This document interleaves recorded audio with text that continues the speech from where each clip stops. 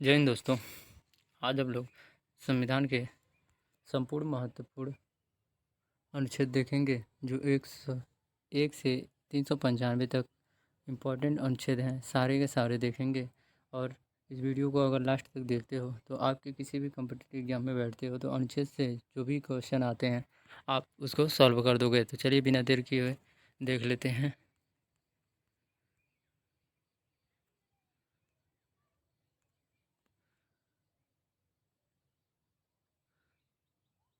अनुच्छेद 1 कहता है संघ का नाम और राज्य क्षेत्र। संघ का नाम और राज्य क्षेत्र के बारे में बताता है। दूसरा अनुच्छेद नए राज्यों का प्रवेश या स्थापना बताता है। अनुच्छेद 3 राज्य का निर्माण तथा सीमाओं या नामों में परिवर्तन बताता है। चौथा अनुच्छेद पहली अनुसूची व चौथी अनुसूची के संशोधन तथा 2 और 3 के अधीन बनाई गई विधियाँ। अनुच्छेद 2 और 3 के बनाई गई विधियाँ ये बताता है। अनुच्छेद 5 देख लेते हैं। संविधान के आरंभ में नागरिकता तो मोस्ट इम्पोर्टेंट है। चलिए नेक्स्ट देख लेते हैं।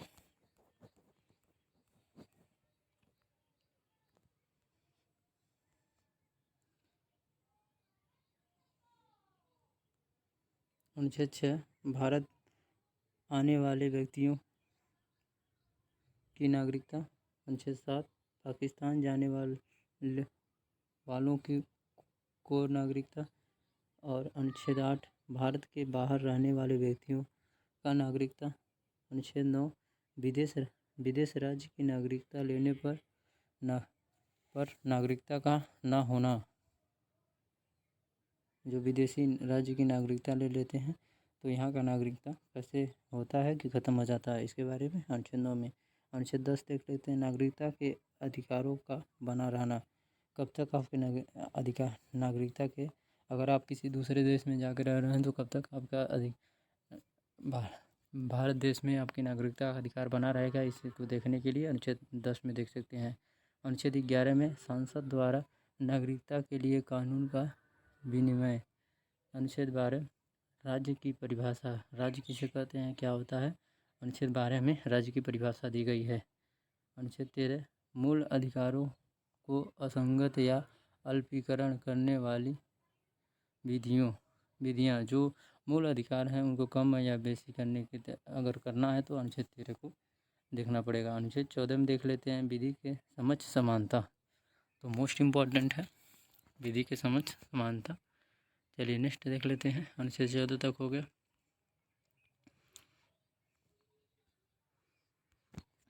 अनुच्छेद 15 देख लेते हैं। धर्म जाति लिंग पर भेदभाव का प्रतिषेध, मतलब किसी को धर्म जाति लिंग के आधार पर कोई भेदभाव नहीं किया जाएगा, अनुच्छेद 15 में बताया गया है। अनुच्छेद 16 में लोक नियोजन में अवसर की समानताएं, मतलब आप कोई भी नौकरी किसी को सबके लिए अवसर की समानता होगी। रिजर्वेशन कोटा को छोड़ के, जैसे SC ST OBC के लिए जो कोटा होता है उसको मतलब छोड़ेंगे, लेकिन सबको समानता का अधिकार दिया जाएगा, अवसर की समानता दिया जाएगा। अनुच्छेद 17 देख लेते हैं। अस्पृश्यता का अंत, मतलब किसी को अभद्र शब्द या जिससे उसकी जाति या किसी को गलत फील होता है तो इस तरह का नाम कोई नहीं लेगा, इसलिए अस्पृश्यता का अंत कर दिया गया है। ये मोस्ट इम्पॉर्टेंट है तो याद रखेंगे। अनुच्छेद 18 देख लेते हैं। उपाधियों का अंत, मतलब कौन कौन उपाधियाँ आप ले सकते हैं देश के बाहर देश में, वो ये बताया गया है। अनुच्छेद 19 देख लेते हैं। वाक की स्वतंत्रता, वाक मतलब बोलने की स्वतंत्रता। 19 में कि आप किस विषयों में आपके अगर क्या क्या स्वतंत्रता है बोलने की। चलिए अनुच्छेद 20 देख लेते हैं। आप अपराधों के दोष सिद्धि के संबंध में संरक्षण, मतलब अगर आप अपराधी हो, अगर दोष सिद्धि हो गई है तो क्या आप क्या क्या कर सकते हो, क्या क्या संरक्षण अपना वकील कर सकते हो कि नहीं कर सकते हो, कैसे क्या कर सकते हो, इसके बारे में अनुच्छेद 20 में आपको स्पष्ट लिखा गया है। अनुच्छेद 21 में देख लें। प्राण और दैहिक स्वतंत्रता मोस्ट इम्पॉर्टेंट है, इसको याद रखेंगे। अनुच्छेद 21 को 6 से 14 साल वर्ष के बच्चों को शिक्षा का अधिकार, मतलब 6 से 14 साल के बच्चों को अनिवार्य रूप से शिक्षा देने का अधिकार दिया गया है। अनुच्छेद 21 क में अनुच्छेद 22 देख लेते हैं। कुछ दशाओं में गिरफ्तारी से संरक्षण, मतलब कुछ ऐसे धाराएं हैं जिसपे आपको गिरफ्तारी से संरक्षण मिल सकते हैं। तो डियर फ्रेंड्स, ये मोस्ट इम्पॉर्टेंट है। 15 से लेके 22 तक अभी तक ये इम्पॉर्टेंट है और 14 भी इम्पॉर्टेंट, तो इसको याद रखेंगे। सभी कम्पिटिटिव एग्जाम में यहीं से क्वेश्चन आते हैं। चलिए नेक्स्ट क्वेश्चन देख लेते हैं।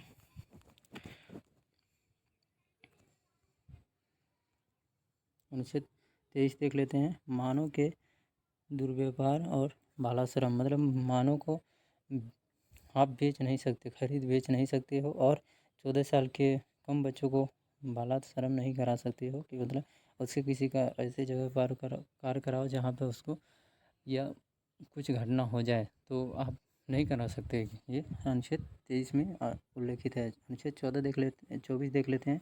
कारखानों में बालक का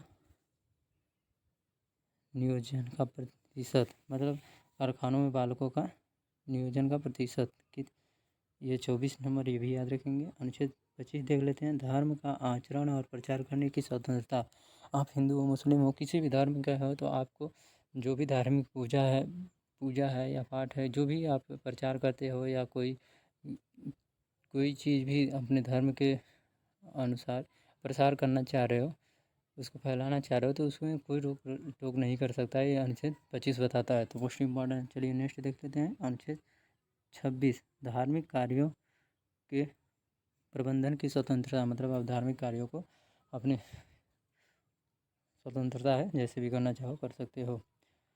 अनुच्छेद 29 देख लेते हैं। अल्पसंख्यक वर्गों के हितों का संरक्षण, मतलब जो भी अल्पसंख्यक वर्गों के जो भी लोग आते हैं उनके संरक्षण के लिए अनुच्छेद 29 में उल्लेखित किया गया है। अनुच्छेद 30 देख लेते हैं। शिक्षा संस्थाओं की स्थापना और प्रशासन करने का अल्पसंख्यक वर्गों का अधिकार, यह भी मोस्ट इम्पॉर्टेंट है। अनुच्छेद 32 देख लेते हैं। अधिकारों को परिवर्तित करने के लिए उपचार। अनुच्छेद 36 देख लेते हैं। परिभाषा, तो मोस्ट इम्पॉर्टेंट है आपका 29 तक, ये याद रखेंगे।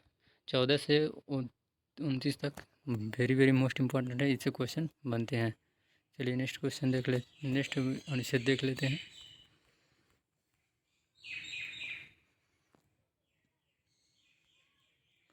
अनुच्छेद 40 ग्राम पंचायतों का गठन, ये भी मोस्ट इम्पॉर्टेंट है, याद रखेंगे। अनुच्छेद 48 कृषि और पशुपालन संगठन, ये भी इम्पॉर्टेंट है। अनुच्छेद 48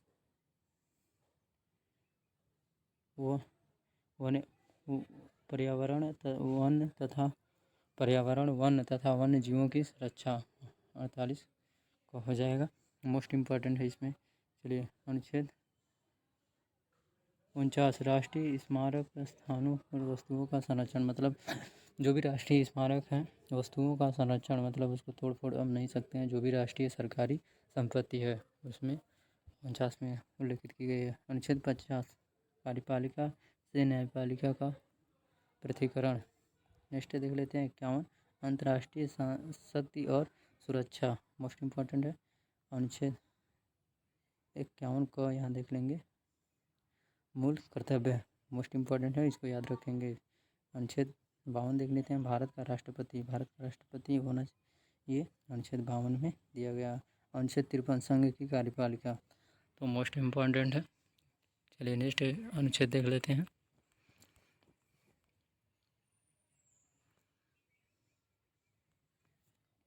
अनुच्छेद 54 राष्ट्रपति का निर्वाचन, राष्ट्रपति का कैसे निर्वाचन होगा ये दिया गया है।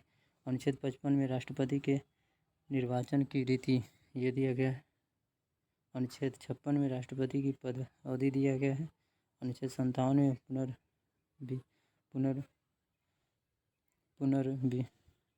पुनर्निर्वाचन के लिए पात्रता। अनुच्छेद 58 के लिए राष्ट्रपति निर्वाचन होने के लिए अर्हताएँ, क्या क्या योग्यताएँ होनी चाहिए। अनुच्छेद 59 में राष्ट्रपति पद के लिए शर्तें। अनुच्छेद 60 में राष्ट्रपति की शपथ, याद रखेंगे, मोस्ट इम्पॉर्टेंट है। अनुच्छेद 61 में राष्ट्रपति पर महाभियोग चलाने की प्रक्रिया, ये भी मोस्ट इम्पॉर्टेंट है, 61 नंबर। नेक्स्ट देख लेते हैं अनुच्छेद 62 राष्ट्रपति पद पर व्यक्ति को भरने के लिए निर्वाचन के समय और रिक्तियाँ मोस्ट इम्पोर्टेंट है। चलिए नेक्स्ट देख लेते हैं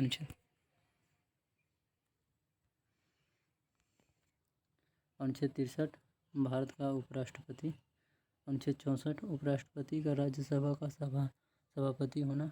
अनुच्छेद 65 राष्ट्रपति के पद की रिक्ति पर उपराष्ट्रपति की कार्य करना। अनुच्छेद 66 उपराष्ट्रपति का निर्वाचन। अनुच्छेद 67 उपराष्ट्रपति की पदावधि। अनुच्छेद 68 उपराष्ट्रपति के पद की रिक्ति पद भरने के लिए निर्वाचन। अनुच्छेद 69 उपराष्ट्रपति द्वारा शपथ। अनुच्छेद 70 अन्य आकस्मिकता में राष्ट्रपति के कर्तव्यों का निर्वहन। अनुच्छेद 71 में राष्ट्रपति और उपराष्ट्रपति के निर्वाचन संबंधित विषय तो मोस्ट इम्पोर्टेंट है, इसको याद रखेंगे। चलिए नेक्स्ट अनुच्छेद देख लेते हैं।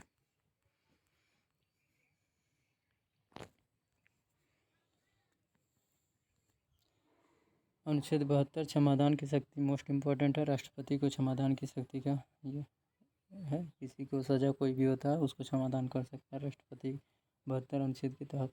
अनुच्छेद 73 संघ की कार्यपालिका तक शक्ति का विस्तार। अनुच्छेद 74 में राष्ट्रपति को सलाह देने के लिए मंत्रिपरिषद। अनुच्छेद 75 में मंत्री के बारे में उपबंध। अनुच्छेद 76 में भारत का महान न्यायवादी मोस्ट इम्पोर्टेंट, इसको याद रखेंगे। अनुच्छेद 77 में भारत सरकार के कार्यों का संचालन। अनुच्छेद 78 में राष्ट्रपति को जानकारी देने के प्रधानमंत्री के कर्तव्य। अनुच्छेद 79 संसद का संगठन मोस्ट इम्पोर्टेंट है, संसद का संगठन। अनुच्छेद 80 राज्यसभा की संरचना। तो ये भी 72 मोस्ट इम्पोर्टेंट है, इसमें सारे इम्पोर्टेंट है, आप याद रखेंगे। चलिए नेक्स्ट अनुच्छेद देख लेते हैं।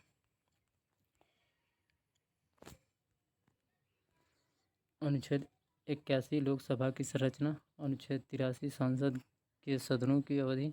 अनुच्छेद 84 संसद के सदस्यों के लिए अहर्ता। अनुच्छेद 85 संसद का सत्रावसान और विघटन। अनुच्छेद 87 राष्ट्रपति का विशेष अभिभाषण। अनुच्छेद 88 सदनों के बारे में मंत्रियों और महान न्यायवादी अधिकार। अनुच्छेद 89 राज्यसभा का सभापति और उपसभापति। अनुच्छेद 90 उपसभापति पद रिक्त होना या पद हटाया जाना। चलिए मोस्ट इम्पोर्टेंट है। चलिए नेक्स्ट अनुच्छेद देख लेते हैं।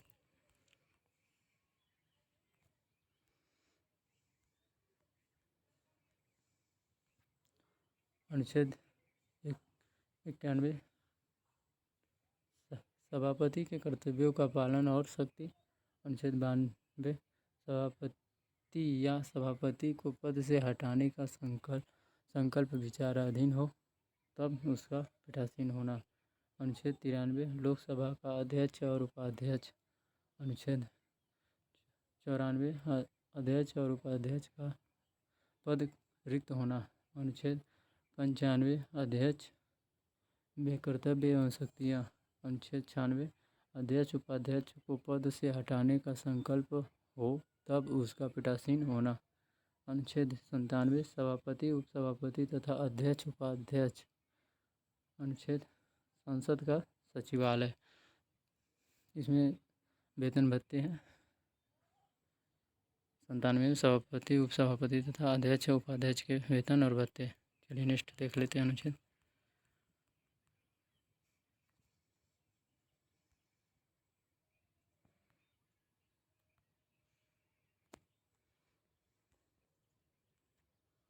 अनुच्छेद 99 सदस्य द्वारा शपथ या प्रतिज्ञान। अनुच्छेद 100 संसाधनों में मतदान रिक्तियों के होते हुए भी सदनों के कार्य करने की शक्ति और गणपूर्ति। अनुच्छेद 108 मोस्ट इम्पॉर्टेंट है, कुछ दशाओं में दोनों सदनों की संयुक्त बैठक मोस्ट इम्पॉर्टेंट है।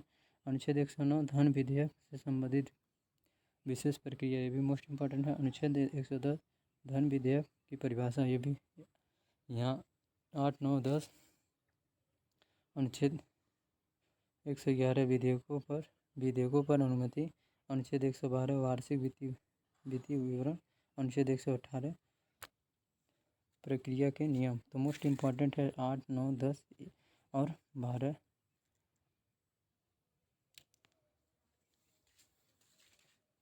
नेक्स्ट देख लेते हैं अनुच्छेद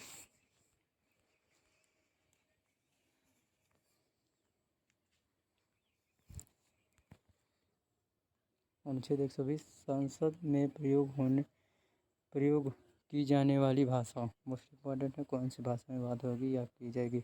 अनुच्छेद 123 संसद विश्रांति काल में राष्ट्रपति की अध्यादेश शक्ति। अनुच्छेद 124 उच्च न्यायालय की स्थापना और गठन। मोस्ट इम्पॉर्टेंट है। अनुच्छेद 125 न्यायाधीशों का वेतन। अनुच्छेद 126 कार्य मुख्य न्यायमूर्ति की नियुक्ति। अनुच्छेद 127 तदर्थ न्यायमूर्तियों की शक्तियाँ। अनुच्छेद 128 सेवानिवृत्त न्यायाधीशों की उपस्थिति। अनुच्छेद 129 उच्च न्यायालय का अभिलेख न्यायालय होना। अनुच्छेद 130 उच्चतम न्यायालय का स्थान। मोस्ट इम्पोर्टेंट है यह सारे अनुच्छेद। चलिए नेक्स्ट देख लेते हैं।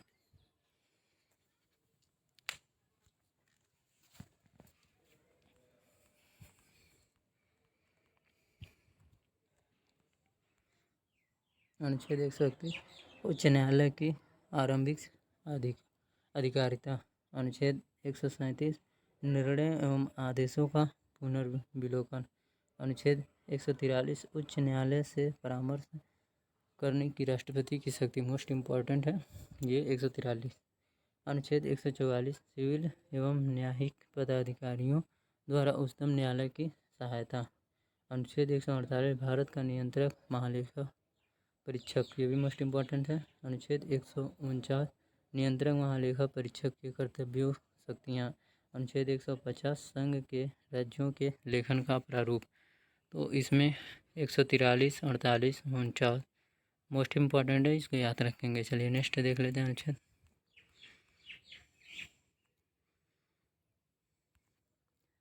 अनुच्छेद 153 राज्यों के राज्यपाल।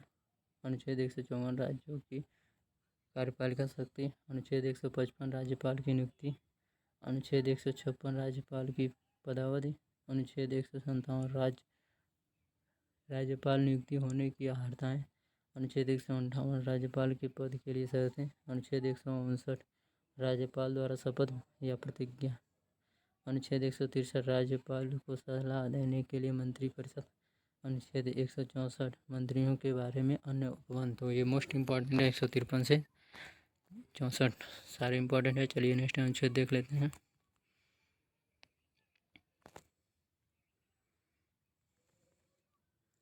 अनुच्छेद 165 राज्यों का महाधिवक्ता।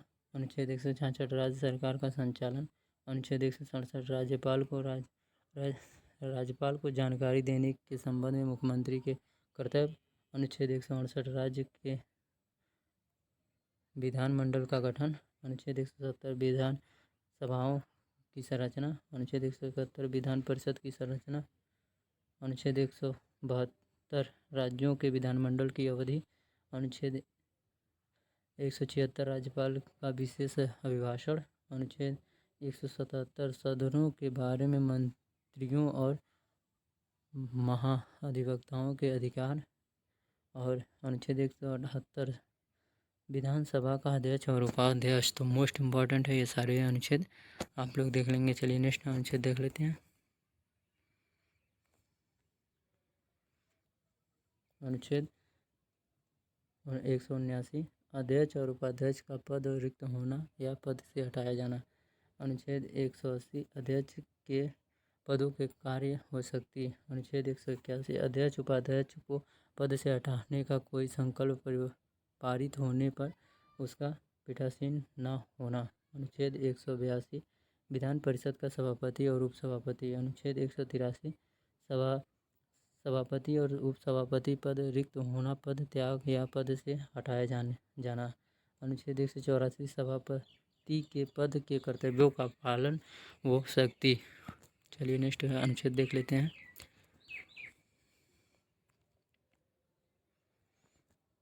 अनुच्छेद 184 सभापति के पद के कर्तव्यों का पालन हो शक्ति। अनुच्छेद 185 सभापति उपसभापति को पद से हटाया जाने का संकल्प विचाराधीन होने पर उसका पीठासीन होना। अनुच्छेद 186 अध्यक्ष उपाध्यक्ष सभापति और उपसभापति के वेतन और भत्ते। अनुच्छेद 187 राज्य के विधानमंडल का सचिवालय। 188 सदस्यों द्वारा शपथ या प्रतिज्ञा। अनुच्छेद 189 सदनों में मतदान रिक्तियाँ होते हुए भी सदनों का कार्य करने की शक्ति और गढ़पूर्ति। चलिए मोस्ट इम्पॉर्टेंट है सारे डिस्क्रिप्शंस। अभी तक मेरे यूट्यूब चैनल को सब्सक्राइब नहीं किए हैं तो सब्सक्राइब कर लीजिए और कमेंट बॉक्स में कमेंट करें कि आप लोगों को ये प्रयास मेरा कैसा लगा, अपने दोस्तों में शेयर कर लीजिए जाए।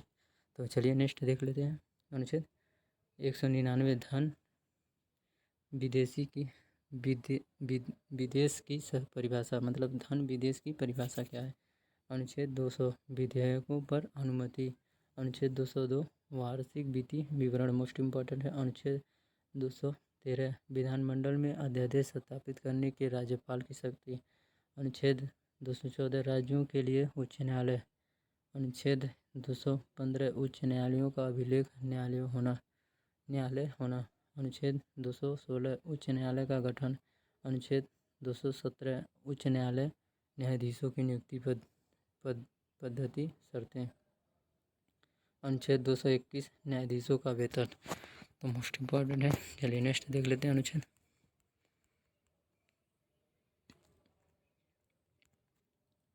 अनुच्छेद 222 एक न्यायालय से दूसरे न्यायालय में न्यायाधीशों का अवतरण। अनुच्छेद 223 कार्यकारी मुख्य न्यायमूर्ति की नियुक्ति। अनुच्छेद 224 अन्य न्यायाधीशों की नियुक्ति। अनुच्छेद 226 कुछ रीट निकालने के लिए उच्च न्यायालय की शक्ति। अनुच्छेद 231 दो या अधिक राज्यों के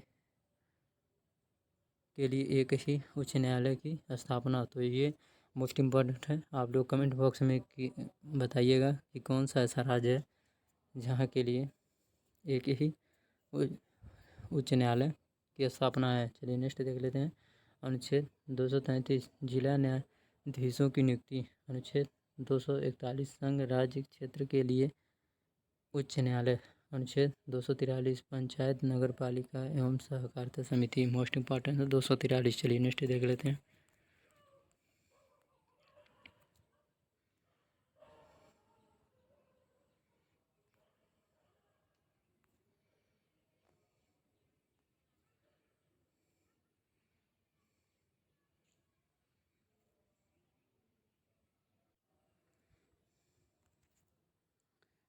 दो 244 अनुसूचित क्षेत्रों व जनजातीय क्षेत्रों का प्रशासन। अनुच्छेद 248 अवशिष्ट विधायी शक्तियाँ। अनुच्छेद 252 दो या अधिक राज्यों के लिए सहमति से विधि बनाने की संसद की शक्ति। अनुच्छेद 254 संसद द्वारा बनाई गई विधियों और राज्यों के विधानमंडल द्वारा बनाए गए विधियों में असंगति। अनुच्छेद 256 राज्यों की और संघ की बाध्यता। अनुच्छेद 257 कुछ दशाओं में राज्यों पर संघ की नियंत्रण। अनुच्छेद 262 देख लेते हैं। अंतर्राज्यीय नदियाँ या नदी दोनों के जल संबंधित विवादों का न्यायालय। मतलब अंतर्राज्यीय मतलब दो राज्यों के बीच में जो नदी पड़ता है, नदी जल विवाद, ये मोस्ट इम्पॉर्टेंट है। 262 याद रखेंगे। चलिए नेक्स्ट देख लेते हैं।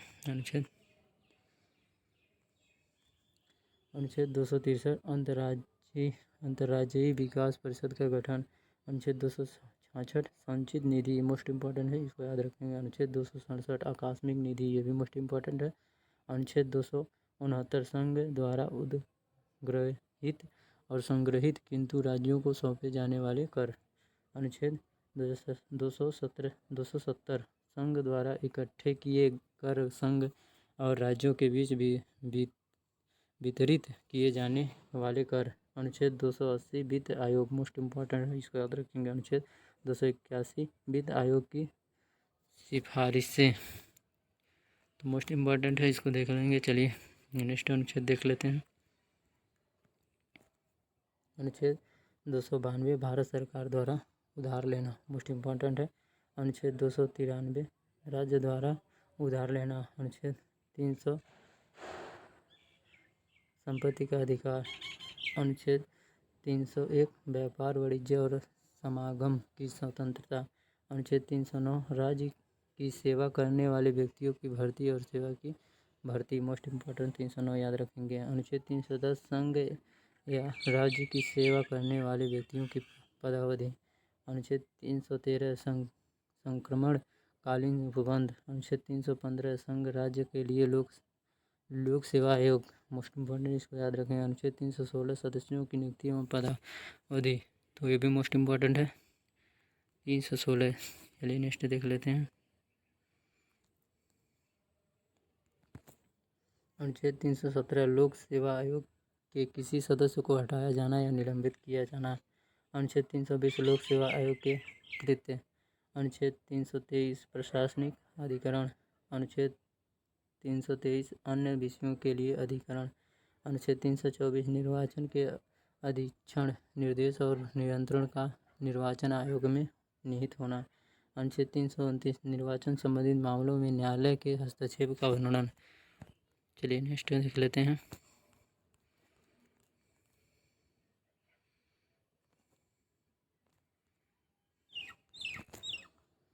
अनुच्छेद 329 निर्वाचन संबंधित मामलों में न्यायालय के हस्तक्षेप का वर्णन। अनुच्छेद 330 लोक सभा में अनुसूचित जाति और अनुसूचित जनजाति के लिए स्थानों का आरक्षण।